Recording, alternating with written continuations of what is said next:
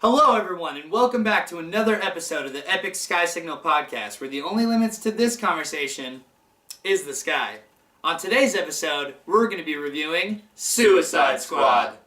Now, we had a lot of fun watching this movie. We just saw it a couple nights ago. It was... what's that? What is that? Oh. Whoa. What? That's...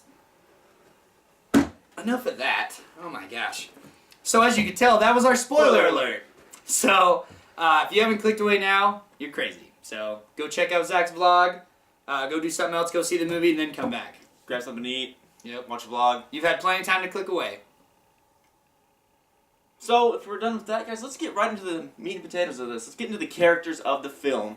Starting off with characters, we have Deadshot. Probably the most, like the face of the Suicide Squad in this movie, at least, and he's the main, I'd say the main That's leader. Later. He had so many good leading qualities in this movie. Will Smith did a very good job of portraying him, I thought. Yeah. Did a good job. Funny. Yeah. Lots of Really. good humor. Did a good job. In my Crazy. opinion. You could tell the entire time that he was motivated by his daughter. That was like his big thing. Daughter. I felt like at times he was a little in the clouds when it came to decision making. There's a part where you think he's going to shoot a friendly, and you don't know. Really weighing his options. Yeah, and you don't know what's going to go. You don't know if it's about money. You don't know if it's about the daughter. You don't know what it is. But Yeah, because he really mentioned his daughter in like the negotiations and everything the whole time. Yeah. It was really nice to see that like emotion from a villain. Yeah. Because even though They're he all- he does put his family first. Yeah. Well, and it was so nice to see that him being in jail this whole time, he had this like gritty, like, almost losing hope type thing. Mm-hmm. And then when they give him a fully loaded gun to show what he can do, he just goes crazy. Mm-hmm. And that was really Showed his skills. Yeah. Expertise. So Deadshot, pretty good overall. Oh, yeah. Little niches here and there, but I think they all had them. I didn't like the mask. The mask was a little forced. He could have walked around with just the eyepiece, which was awesome. I like the mask. Yeah. But then again, I'm like Yeah. a Slipknot fan, so I like masks and like. Getting into Harley Quinn though. Yeah. The crazy sidekick of the Clown Prince of Darkness. I think everyone here liked her, but we still felt that her outfit was just unnecessary. Oh, it was sexy. It was so sexy, though. Little too slutty on my end. Oh, my goodness. Well, Hey, I appreciate That's the fair. female body, but yeah. That's Yeah. fair. I will Leaves say that's something fair. to the imagination. At one point in the movie, she's in a strip club. And she's like, when has Harley Quinn ever done that? Like, Yeah. that was a little weird in my opinion. I loved how she was portrayed. I liked the actor that played, what was her name again? Margaret Robbie. Margaret Robbie. She did a good job. But I thought that she was so, like, sporadic in her, like, emotion. Like, Harley Quinn, if she's sad that the Joker died, maybe, spoiler, right? Then she would be sitting there crying. She wouldn't, like, wait for someone to walk up and go, "Oh, it's me!" Yeah. Like, she wouldn't do Bounce that. back that fast. No. Yeah. But one thing I did like about her, or what they did with her, Mhm. is they Easter egged a couple of her different outfits. They did. And I really like that. I don't really like the outfit she wore the whole time, but I like the outfits, the old school comic book. Didn't they do the iconic The dance scene from the comic book? They Yeah. did. That's exactly okay. I'm glad that we have the comic book. Taking a Nerd over few here. hints from Marvel, are we? Ooh. Yeah. Whatever. They did that in Batman meets Superman with a bunch of comic book. Uh-huh. Yeah. Which we'll get into that. So next off we had Rick Flag. yes. Rick Flag was the military leader of the. He was in control of all of them. He was the one with the explosion buttons. Second Yeah. in command next to the main Yeah. person we'll get into a little Yeah. bit later. Yep. I do like how they basically put this military like. Presents. Yeah, he was the like A+ of military, and Yeah. then they made him lead the D-minuses of villains. Like Yeah. it was a pretty good mix-up on that one. Well, I felt like him and his team, like his military squad they were a force to be reckoned with. Yeah. They were Like, so usually- tactical. They were Yeah. cold, calculated, executing. They did everything. When you see military guys in a movie, you're like, oh, they're gone. Like, the big bad guy's going to blow them away, and then the, stars, like, Yeah. the Suicide Squad's going to take care of the rest. No, they held their own pretty well. Yeah. For the most part. Yeah. But Rick Flag was pretty Yeah. good on my end. Not I mean, bad. He could have been better with some of the lines that he said, Yeah. but I don't know. I felt like he was pretty. I'm going to disagree on that. I thought he was pretty good with when it came to his lines and his. Like, we knew who he was. His there wasn't any. Why he was doing his motivation was there. It was for his girlfriend. Yeah. We never found out if it was wife. No, whatever. Girlfriend. Right. And we'll get into that. Getting into another Captain Boomerang. Yes. The Australian portrayal of the character with. Oh, hello. Yeah. Hello.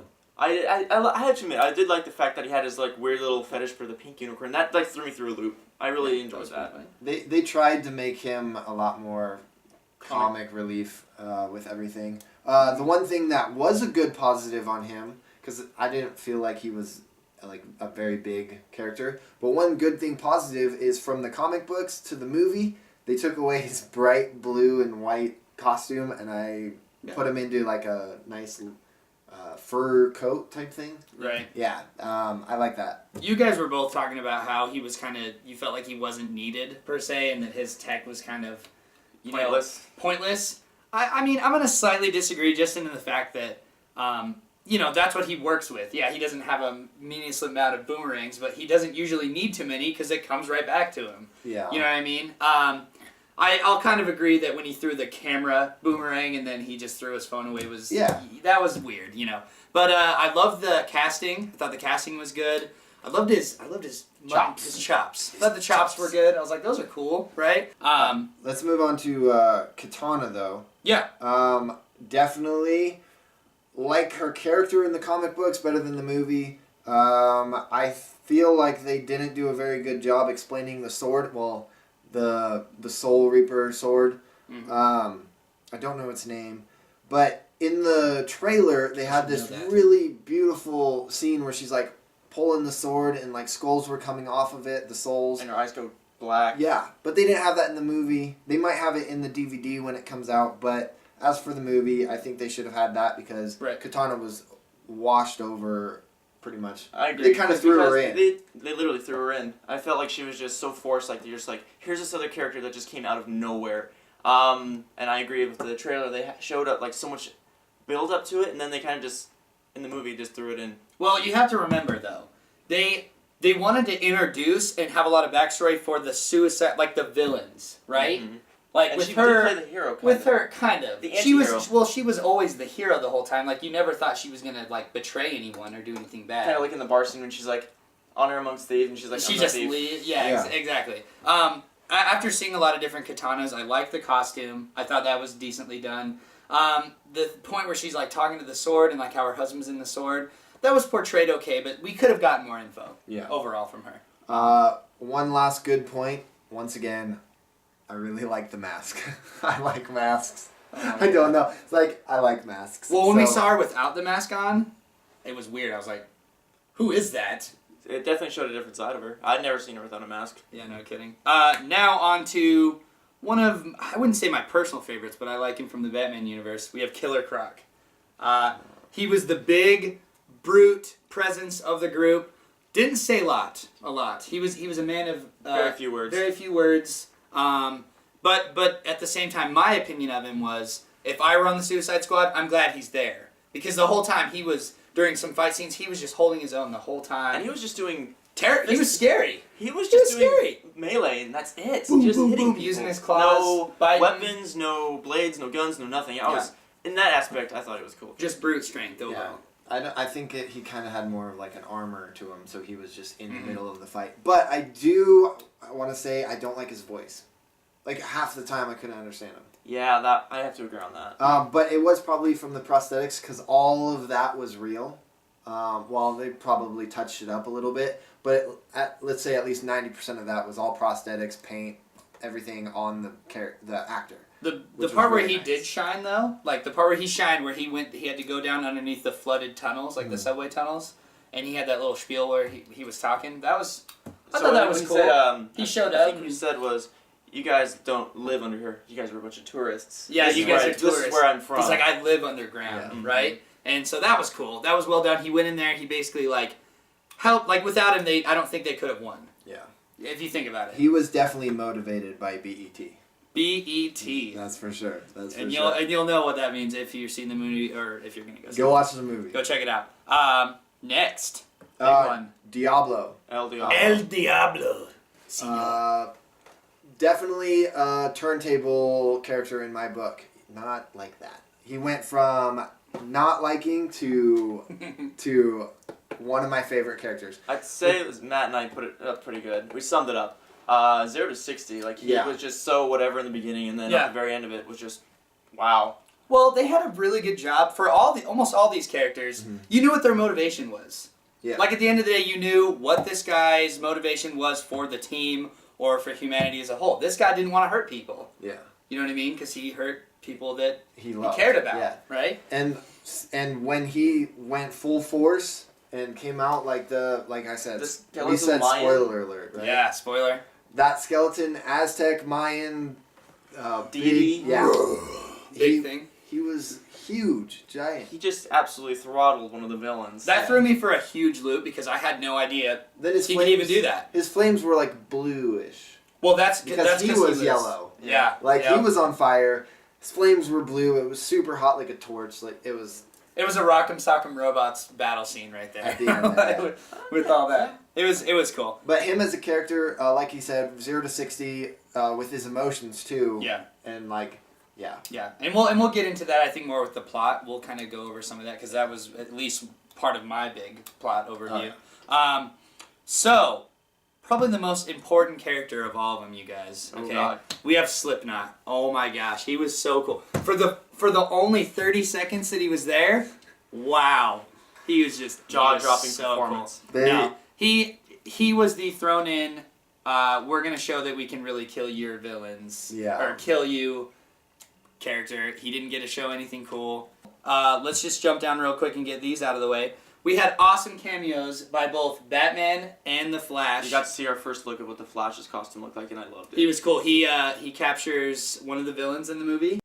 Let's move on to the villains, guys. We need to start off with someone who you're probably wondering why is he not part of the heroes, the Suicide Squad? Enchantress. She's actually the main villain in the movie. Kind of spoiler, right? Going into Enchantress on my end, I really liked it. Also, they tried to do a lot of that sex appeal on her a little bit towards the end.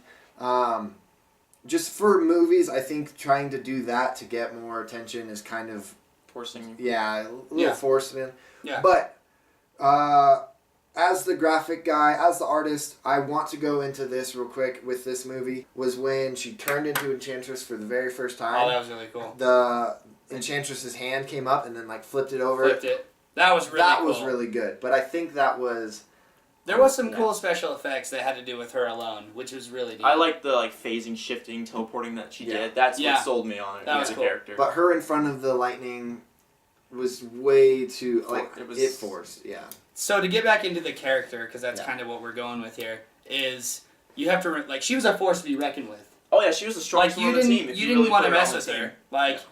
Hand to hand, you're gonna lose unless you have some back. I feel like, you know what I mean. She was scary. I wouldn't want to mess with her. She could make you see anything she wanted you to see. You know what I mean. So that was kind of a bit of a overview on her. And beginning into some more of the other characters or villains, we had Jared Leto's portrayal of the Joker this time.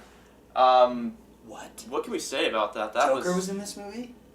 Okay, he wasn't the main trendsetter for it, but he was definitely a force to be reckoned with, when you think about it, because his motivations for this entire movie were just to get his girlfriend back, or just to... Yeah. He was... Well, here's the thing, is you thought, they led the Joker so much to be this main villain, right?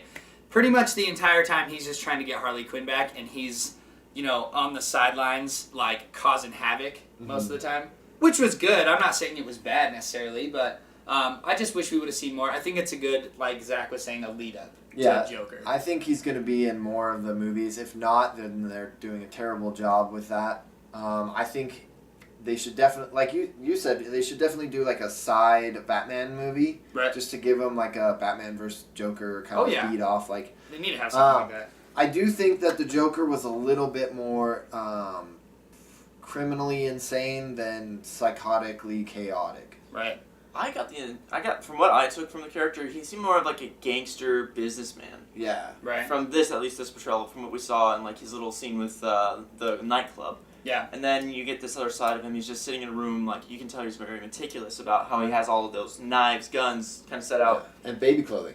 Yeah, the baby clothing was kind of weird. I didn't notice that until you said something. Yeah. After seeing a lot of Jokers in my day, I don't know how I feel about him. I don't necessarily dislike him, but I don't know how much I like him either. I still am on the, I wouldn't say the Heath Ledger bandwagon, but he just did so, he was a great businessman, or he was a great serious Joker. This was a good thug, crazy Joker. And then you have like Jack Nicholson, who was kind of like almost the overall comical Joker. So there's a lot of different ways it could have been done. It was okay for this rendition. My jaw didn't drop. I think they really need to find someone. I think they really need to find someone that can do the Arkham game Joker. Yes. And do that in the movies, because I think Heath Ledger was close. Yeah. But a little too serious. He was very sometimes. serious for that. But yeah, I think the Joker just needs to get beat up and laugh the whole time. Yeah. Like that's true. Why don't we hop into our last big one? Okay, so I didn't know her name very well, so these guys had to let me know. But Amanda Waller. Amanda Waller. Yep. She was the one that set up the Suicide Squad. Task Force. The Task Force, yeah. Yeah. She becomes the villain at the end to well, us. She's an honorable mention as a villain because with this movie being in the eyes of the villains, you see her as being this person that takes people away from their families, that basically treats them as cattle, ready to be, and so that's kind of she uses just to protect herself. Ends to a mean. Yeah. And then the big spoiler part where she just starts capping. Yeah, she just starts people. shooting her own people. They were good people. They were helping her. They were trying to help the Suicide Squad, and they didn't even know what was coming. Because they didn't have a security clearance. Yeah. She just caps them off, and that was kind of messed up. And then at that point, she became a villainous type. Yeah. And then she's still in her seat because they're villains to begin with. She was just a normal character like Nick Fury would be to Marvel. Right. And then she became kind of like an evilish character because she just did things that weren't morally correct. Like well, she you threatened to kill them how many times? Yeah. Well, then you recognize towards the end, though, she does start to have, like, some compassion because when they get mad at her, she's like, 10 years off your sentence. And they know, no, we want this, we want that. You could tell that she was like, any other requests? She's like, you're right, you guys did this amazing thing. So she's a very up and down character, but she did good for her part, I thought. Yeah. Not too bad. Actress did good for her part. Yep, not bad. All right, guys, let's get into our big plot and overview of what we thought overall of the movie. Yeah. Let's talk about soundtrack, overview. overview, story.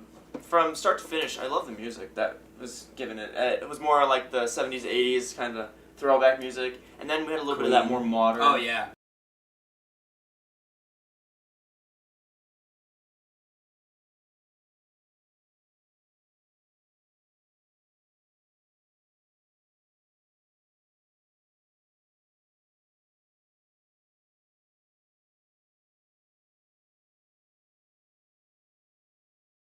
Because everyone's like stopped, and then she's like, "What?" And then they all just start moving again. Yeah. That was good. But yeah, Eminem was a good throw in there. At the end credits, I liked the Heathen songs from 21 Pilots.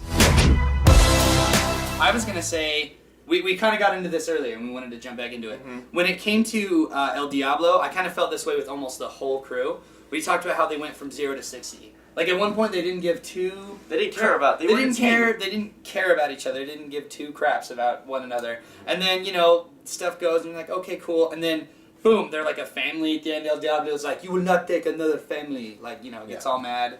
And just 0 to 60, like the bar scene's like the middle scene, and then they just, I wish they would have had them. They would have showed them succeeding in a few smaller missions first, coming together as like a quick coming together, team building exercise. And then this is the big one. They're like, oh, dude, right? Yeah, that would have been really hard to do though. Well, maybe like adding El Diablo in towards the middle, like maybe have Harley Quinn and Deadshot and like maybe Boomerang together for a while, like and then building the team. and then the rest of them build as they go. That would have been kind of cool to see that. Don't you think? The building blocks of how the team comes together, rather than just you have all these characters that are just now thrown together on this team. Exactly. Another thing was, this is me personally. I don't know if you guys felt this way, But I love the placement of this movie in the timeline altogether. No, directly after. Because you have Batman v Superman, and then you have this, right? You have that guy with the remember. Well, yeah, the very beginning, it's Amanda Waller having the meeting with that the general. General, whatever. They really don't go into. Yeah, they didn't go into detail. And some guy has Batman and Superman shirts out. It has Superman with on the back. It says "Remember," and it was so cool because it's like, oh my gosh, this happened right after Batman v Superman. You're like, okay, like, and it almost made me wonder, like, people need to go watch that first before they watch this. They actually had the scene that was taken from Batman v Super, where they're doing the funeral march. Yep. Exactly. So yeah, spoiler alert on that, by the way. You need to go see that. Yeah. So. If you haven't been spoiled already, then you're. You should have gotten out of here a long time ago. Let's score it. Yeah. I'll go ahead and start it off with from beginning to start, loved the music, loved so many of the characters that came together. Felt like some parts were forced. Overall, I'm gonna say I give it a 6 out of 10. Not bad. Okay. On to me. So, I liked it. Like I said, I liked the placement of it. It was pretty well done. They talked a lot about how Batman was going to be this scary figure towards the villain, so the parts that he got introduced turned me off a little bit, because I was like, I thought he was going to be this really terrifying thing. There was some really good animations. The soundtrack was good. Some of the casting was good. I'm going to give it a solid 7.5 out of 10. Okay. So, going into it, I want to say, for a movie, all on its own, nothing relating to it. I learned about the characters. I went into it. I never knew anything about it. It was a good movie. As a comic book fan, going into it, I had some hit and misses. As an artist going into it, also some hit and misses. Right. Overall, I would give it probably like a 6.5. So, good overview, guys. Good ratings. I'm gonna go see it again. I definitely might go see it again. I recommend to see it. I'm gonna go watch it again just to see what I missed. It will go on my shelf eventually for my collection. The artwork on it was cool. Like all the skulls, that's totally your thing, right? So anyway, real quick, I just wanted to give a huge shout out to Kyla for this amazing new Batman poster you see back here. I don't know if any of you noticed that yet, but super cool. Kyla, Sam, thank you guys so much for getting that for me. It will forever be a part of our background. It's our first ever background piece from a viewer, by the way. Yeah. Which is super cool. Memorabilia, yeah. Thank you. Wall piece, yeah. Thank you so much. Make sure to check out our Facebook we just made. Zach, Facebook. Okay. We just made that. We're trying to spread the word as much as we can there. We think we're going to put some stuff on there that's specifically just for the Facebook page. Just a few things, maybe just some pictures, some behind the scenes stuff. Nothing crazy. Definitely giving you a little bit more behind the scenes. Yeah. And I don't know exactly if anybody's been doing this, but make sure to check the descriptions. You know, we have our t-shirt info in there, Facebook links there, our emails there if you want to email us something, like ideas that you don't want to put in the comments. Anything like that. A link to my YouTube channel for my vlogs is on there. Yep. Also, back to comments. Just make sure you guys comment. We're looking for songs again for the second song repeat challenge. Yep. We're also looking for challenge ideas. We got a couple that we wrote down. Yep. And thank you for those. Also, with the challenges, we also need the stuff to go into the bucket. Yeah, that's right. We have that whiteboard. The Riddle Me This bucket needs to be filled for the punishment. We'll put a link to that episode in the description, I think. That way you know what's going on there. So that'd be great, guys. So go ahead and let's send them off. Yeah. So make sure you guys like, comment, and subscribe. And until next time, you guys, this has been your signal in the sky.